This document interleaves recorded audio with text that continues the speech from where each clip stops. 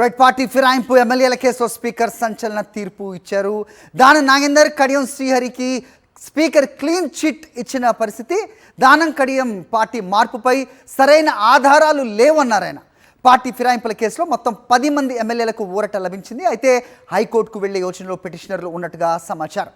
Right. దీంతో మొత్తం 10 మంది ఎమ్మెల్యేలకు కూడా బిగ్ రిలీఫ్ అనే చెప్పాలి. గతంలో 8 మంది ఎమ్మెల్యేలకు క్లీన్ చిట్ ఇచ్చిన స్పీకర్ గడ్డం ప్రసాద్ ప్రస్తుతం దానం నాగేందర్ అలాగే కడియం శ్రీహరి విషయంలో కూడా అదే తీర్పునిచ్చిన నేపథ్యం. వీళ్ళిద్దరూ పార్టీ మారారు అనటానికి ఆధారాలు ఏమీ లేవు అని అన్న సిచ్యువేషన్లో దానం నాగేందర్, కడియం శ్రీహరికి స్పీకర్ క్లీన్ చిట్ ఇచ్చిన పరిస్థితి మనకు కనిపిస్తోంది. అయితే పిటిషనర్లు మళ్ళీ హైకోర్టును ఆశ్రయించినట్టుగా ఆ యోచనలో ఉన్నట్టుగా అయితే తెలుస్తున్న పరిస్థితి చూస్తున్నాం. పార్టీ ఫిరాయింపు ఎమ్మెల్యేల కేసులో స్పీకర్ ఇచ్చిన సంచలన తీర్పు తాలూకు అప్డేట్ మనకు కనిపిస్తోంది.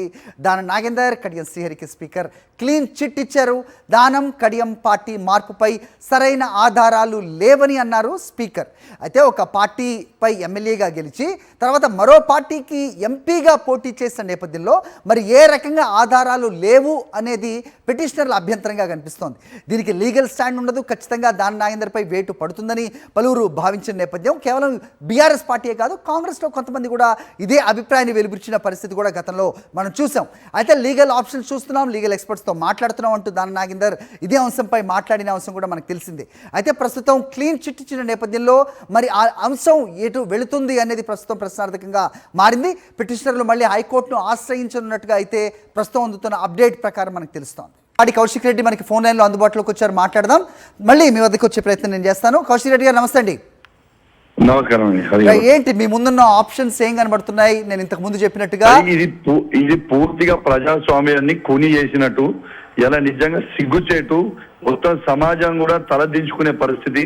ఇలా క్లియర్ గా కాంగ్రెస్ పార్టీ బీఫామ్ మీద పోటీ చేసిన వ్యక్తికి కూడా బీఆర్ఎస్ పార్టీ ఎమ్మెల్యే అని డిక్లేర్ చేస్తే దీనికంటే సిగ్గుచేటు ఇంకెక్కడ ఉండదు. ఒకరి మొత్తము ఈ 10 మంది ఎమ్మెల్యేలు అందరూ కూడా దానం నాగేందర్ గారిది అయితే అసలు క్లియర్ కట్ కేసు. అసలు కాంగ్రెస్ పార్టీ బీఫామ్ మీద పార్లమెంట్ సభ్యునిగా పోటీ చేసుకుంటూ ఇంకా ఆయన క్లీన్ చిట్ అంటే ఇంకా ఇట్లా అర్థం పడదాం ఉంటుందా ఇంకేమన్నా ప్రజాస్వామ్యం? రాహుల్ గాంధీ గారేమో కాన్స్టిట్యూషన్ పట్టుకొని తిరుగుతాడు, రాహుల్ గాంధీ గారేమో కాన్స్టిట్యూషన్ పట్టుకొని మేము ఇది చేస్తాం అది చేస్తాం.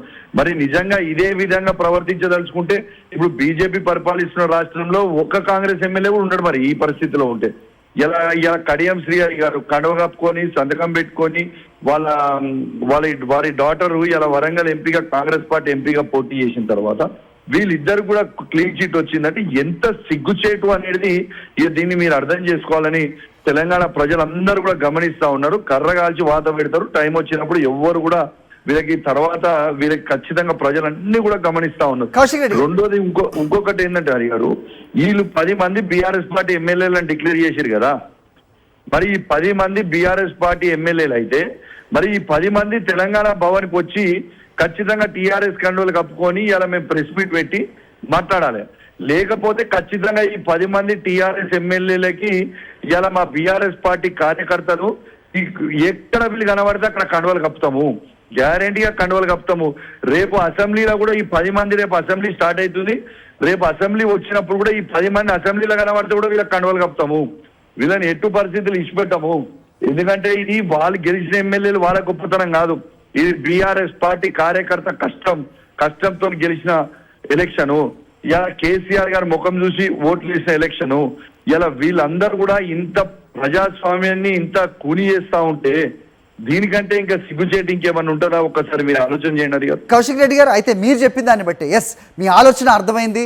సో వాళ్ళకి పార్టీ కండువా కప్పినంత మాత్రాన సో మీరు ఏ విధంగా అది నైతికంగా గెలిచినట్టు అనేది ఆలోచించాలి. నెంబర్ 1, ఎందుకంటే మీ పార్టీ కండువా కప్పుకొని ఒక నిమిషం మీ పార్టీ కండువా కప్పుకొని మీకు వ్యతిరేకంగా అసెంబ్లీలో మాట్లాడితే అది మీకు ఇంకా కష్టంగా ఉంటుంది.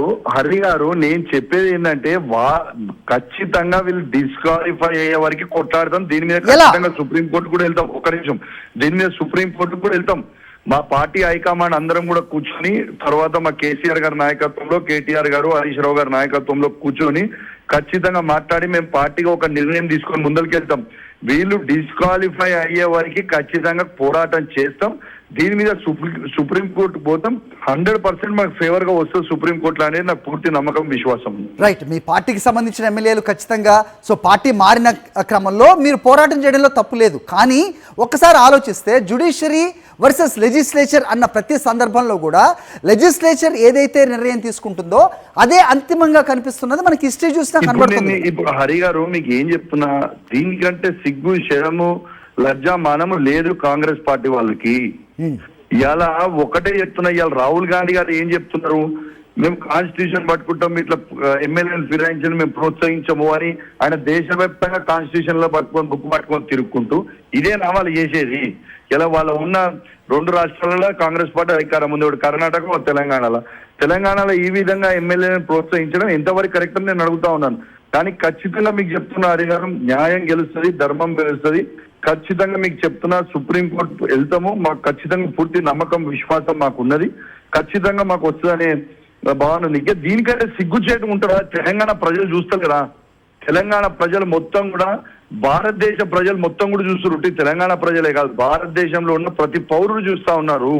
ఇలా ఎంత సిగ్గుచేటు. ఒక కాంగ్రెస్ పార్టీ బీఫామ్ మీద పోటీ చేసిన దానం నాగేందర్ గారు, వారు కాంగ్రెస్ పార్టీ బీఫామ్ మీద పోటీ చేసినాక బీఆర్ఎస్ పార్టీ అంటే దీంట్లో అర్థం పర్థం ఉన్నది అసలేమన్నా?